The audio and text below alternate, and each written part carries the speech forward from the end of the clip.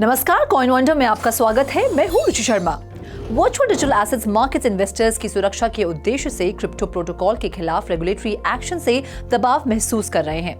Bitcoin $29,000 के स्तर से नीचे गिर गया। क्रिप्टो करेंसी का IC15 इंडेक्स 1.7% की गिरावट के साथ 38,430 पॉइंट्स पर ट्रेड कर रहा था। एक दिलचस्प खबर में जापानीज इन्वेस्टमेंट बैंक की एक क्रिप्टो शाखा न्यूम्यूरा ने हाल ही में वर्चुअल एसेट रेगुलेटरी अथॉरिटी के साथ साथ मैनेजमेंट और इन्वेस्टमेंट सर्विसेज की पेशकश करने के लिए दुबई के वर्चुअल एसेट रेगुलेटरी अथॉरिटी से दुबई में लाइसेंस प्राप्त किया है। इसके अलावा सबसे बड़े क्रिप्टो एक्सचेंज में से एक बाइनेंस अगस्त के महीने में 34 टोकन्स के साथ साथ बाइनेंस कॉइन BNB की लिस्टिंग के साथ अपनी जापान ब्रांच लॉन्च करने के लिए तैयार है। बाइनेंस जापान स्टेकिंग, मार्जिन सहित कई सर्विसेज प्रदान करेगा, यानी ट्रेडिंग के साथ साथ स्पॉट ट्रेडिंग भी। रिपल कम्युनिटी ने अपने मंथली एस्क्रो प्रोग्राम के हिस्से के रूप में अपने एस्क्रो प्रोग्राम से XRP टोकन को अनलॉक कर दिया है। एनालिस्ट ने कहा कि इस एक्टिविटी में 400 मिलियन XRP टोकन्स शामिल थे, जिनकी कीमत लगभग $275 मिलियन थी। इस बीच द ब्लॉक के डेटा के अनुसार कॉइनबेस फ्यूचर्स एक्सचेंज ने जुलाई महीने में टोटल $2 बिलियन की वॉल्यूम दर्ज की। आगे बढ़ते हुए curve finance crypto currency exchange से जुड़े कर्व टोकन द्वारा अनुभव किया गया सिक्योरिटी ब्रीच हाल ही में इसकी प्रोग्रामिंग लैंग्वेज में एक एक्सप्लॉइट का शिकार हो गया, जिसने यूजर्स से लगभग $70 मिलियन का विचलन किया। इस घटना के बाद क्रिप्टो करेंसी की कीमत लगभग 20% कम हो गई। कर्व फाइनेंस के फाउंडर माइकल इगोरोव के पास वर्तमान में CRV द्वारा गारंटीड आवे में $168 मिलियन की लोन पोजीशन है। रिपोर्ट्स में आगे फाउंडर ने अपनी पोजीशन को लिक्विडेट करने के इरादे का उल्लेख किया है। अगर पोजीशन लिक्विडेट हो जाती है तो इसमें कीमतों में गिरावट हो सकती है और आगे चलकर मंदी की स्थिति पैदा हो सकती है। अन्य समाचारों में bankrupt crypto currency exchange FTX international customers के लिए अपनी क्रिप्टो करेंसी ट्रेडिंग सर्विसेज को फिर से शुरू करने की योजना बना रहा है। इस खबर के बाद पिछले 24 घंटों में FTT टोकन की कीमत लगभग 10% गिर गई है। एनालिस्ट ने रेंज बाउंड ट्रेड को जिम्मेदार ठहराया है और बदले में बिटकॉइन और इथीरियम का अपेक्षाकृत लो वॉल्यूम्स दर देखा है। हालांकि हाल ही में कीमत में गिरावट के कारण large size buyers bitcoin accumulate कर रहे हैं।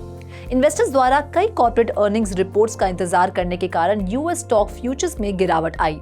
Dow Jones industrial average futures में 0.3% की गिरावट आई। S&P 500 से जुड़े फ्यूचर्स और Nasdaq 100 फ्यूचर्स में 0.3% की गिरावट आई। बिटकॉइन 1.7% की गिरावट के साथ $29,905 पर ट्रेड कर रहा था। दूसरी सबसे बड़ी क्रिप्टो करेंसी इथीरियम 2% की गिरावट के साथ $1,832 पर ट्रेड कर रही थी। सोलाना SOL 4.3% की गिरावट के साथ $23.4 पर ट्रेड करता नजर आया। कार्डानो का ADA टोकन 2.6% की गिरावट के साथ $0.30 पर ट्रेड करता नजर आया। अवलांच AVAX 3% की गिरावट के साथ $12.7 पर ट्रेड करता दिखाई दिया। पॉलीगॉन मैटिक 2.8% की गिरावट के साथ $0.68 पर ट्रेड कर रहा था। पॉपुलर मीम कॉइन डोज 3% की गिरावट के साथ $0.076 पर ट्रेड करता नजर आया। शिबा इनू में 1.1% की गिरावट देखी गई। रिपल का XRP टोकन 2% की गिरावट के साथ $0.69 पर ट्रेड करता नजर आया। पोलकाडॉट 1.7% की गिरावट के साथ $5.1 पर ट्रेड करता दिखाई दिया। हालांकि BNB 0.4% की बढ़त के साथ $244 पर ट्रेड करता दिखाई दिया। आइए देखते हैं क्रिप्टो करेंसी मार्केट पर हमारे एक्सपर्ट की क्या है राय। Talking about the largest cryptocurrency Bitcoin, it experienced a dump in its value after being rejected from the resistance line. The support level of $28,000 to $28,400 may be tested before any further movements occur. It is possible that we may see further declines in the market. हमसे बातचीत करने के लिए और अपना कीमती समय हमें देने के लिए बहुत बहुत शुक्रिया। कॉइन मॉनिटर में फिलहाल इतना ही। मुझे दीजिए इजाजत और आप देखते रहिए 3.0 और ज्यादा जानकारी और स्टोरीज के लिए लॉग ऑन करें हमारी वेबसाइट www.3wordstv.io पर या फिर QR कोड को स्कैन करें।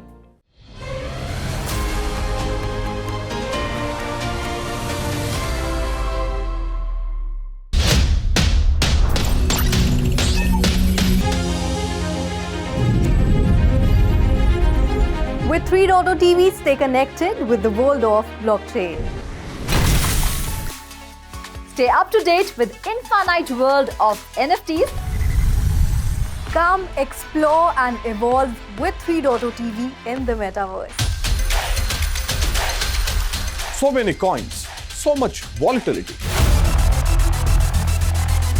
3.0 TV delivers the news that matters.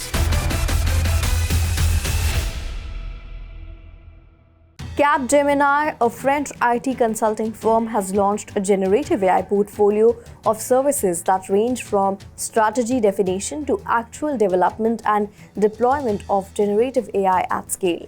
The group announced €2 billion investment in artificial intelligence over the next 3 years. Capgemini Group, a Paris-based company, has delivered numerous generative AI projects in life sciences, consumer products and retail and financial services. The company has also announced generative AI partnerships with Google Cloud and Microsoft and plans to train a significant portion of its workforce on generative AI. Capgemini increased its half-year revenue due to cloud, data, and AI operations. The group plans to invest €2 billion in AI over the next 3 years and is currently working with Heathrow Airport to improve customer experience through generative AI solutions.